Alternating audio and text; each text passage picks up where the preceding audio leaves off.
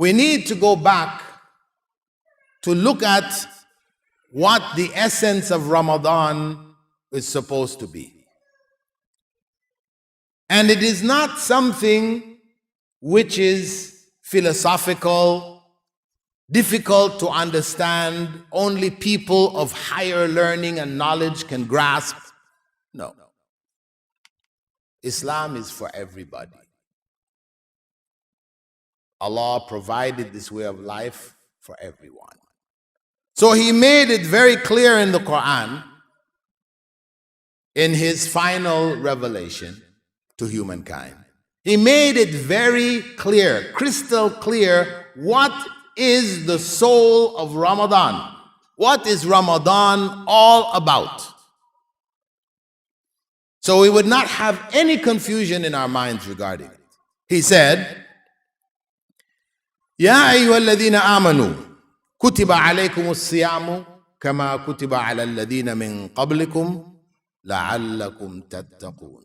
O you who believe, fasting was prescribed for you as it was prescribed for those before you, in order that you would develop taqwa, a consciousness, a higher consciousness of Allah. Fasting was prescribed for all of the prophets of Allah and their followers. That's what Allah said here. For all those who came before you, it was also prescribed. And even till today, in the corrupt scriptures, in the hands of Christians and Jews, we do see clear statements that Jesus, Moses fasted 40 days and 40 nights, eating nothing and drinking nothing.